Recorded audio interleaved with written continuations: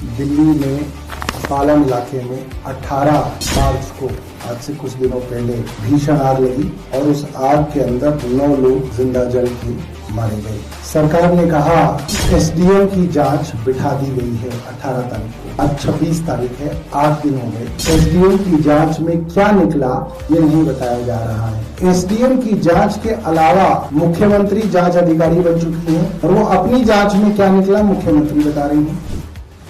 जो पीछे फायर का इंसिडेंस पिछले दिनों हुआ दिल्ली में, हम सब देखते हैं कि बहुत ही संकरी गलियां हैं, अनप्लैंड कॉलोनियां बसी हुई है, झुग्गियां, unauthorise colony, single entry household, यानी कि हमारे फ्लैट, हमारे कई मंजिलों के मकान जहां पे एक दरवाजा होता है, अगर नीचे से आग चढ़ना शुरू हो तो फिर बचने का कोई रास्ता नहीं मिलता है। मंत्री आशीष सूद भी उच्च जांच अधिकारी बन गए हैं, वो बता रहे हैं उनकी जांच में क्या निकला।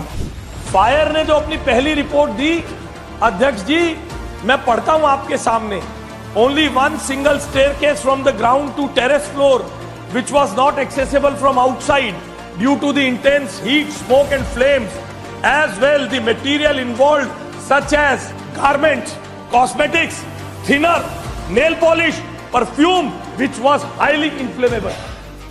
यहाँ पे आरोप किसके ऊपर है? आरोप फायर डिपार्टमेंट के ऊपर है कि फायर डिपार्टमेंट ने 9 लोगों को नहीं बचाया, अपनी नालायकी की वजह से नहीं बचाया। उनके पास जाल होता है, जाल इस्तेमाल नहीं किया, गद्दे नहीं बिछाने दिए वगैरह वगैरह। रेखा गुप्ता शालीमार बाग में रही जीवन भर, उनके घर में कितनी सीढ़ियां हैं? पत्रकार जाए रेखा गुप्ता के घर में देख के आ जाए। आशीष सूद जगतपुरी में रहते हैं, पॉलिटिक्स में आने के बाद थोड़ी संपत्ति बढ़ गई है, मगर कितनी सीढ़ियां हैं आशीष सूद के घर में? आप कह रहे हैं आप वल्चर पॉलिटिक्स नहीं कर रहे, आप तो खुल्ला वल्चर पॉलिटिक्स ही तो आप कर रहे हैं, और इससे ज्यादा क्या कर रहे हैं? आप क्या कह रहे हैं? आप बोल रहे हैं मजिस्ट्रेट इंक्वायरी आपने कर दी, कहाँ है वो मजिस्ट्रेट इंक्वायरी? आप तो फायर ब्रिगेड की रिपोर्ट पढ़ रहे हैं, उस डिपार्टमेंट की जिसके ऊपर आरोप है। आप लोग सब जानते हैं कि कम से कम 30 फुट चौड़ी गली थी, 30 फुट चौड़ी गली थी। सुबह 7 बजे का समय था, कोई दुकान खुली नहीं थी, संडे का दिन था, ऑफिस भी बंद थे,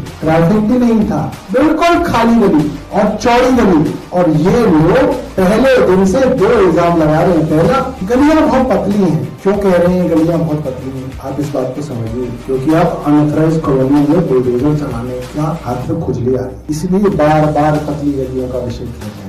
आग की शुरुआत से लेकर क्या क्या फायर ब्रिगेड का क्रियाकलाप रहा वो सब आपके सामने आएगा और आपको पता चलेगा फायर ब्रिगेड और सरकार क्यों झूठ बोल रही है। क्योंकि सरकार और फायर ब्रिगेड यहाँ पर 9 लोगों को बचा सकती थी, सिर्फ इनकी अपनी नालायकी की वजह से इन्होंने उन लोगों को नहीं बचाया और खुद को बचाने के लिए उन लोगों पर और उस तरीके की कॉलोनी वालों के ऊपर दोष डाल रहे हैं। इनकी फायर ब्रिगेड की जो रिपोर्ट है वो है 7 बजे लिखा गया है आग लगी, जबकि हमारे जो प्रत्यक्षदर्शियों से बात हुई है वो लोग बता रहे हैं 6 से 6:30 के बीच में आग लगी है। इस पे सवाल खड़े हो रहे हैं कि ये कह रहे हैं हमें 7 बजे पहली कॉल दी, 7:15 पे आप देख रहे हो यहाँ पे कम से कम 500 लोग खड़े हैं, दिख रहे हैं आपको? ये तो संभव है नहीं कि 15 मिनट पहले आग लगी है और 15 मिनट पहले किसी ने फोन किया हो।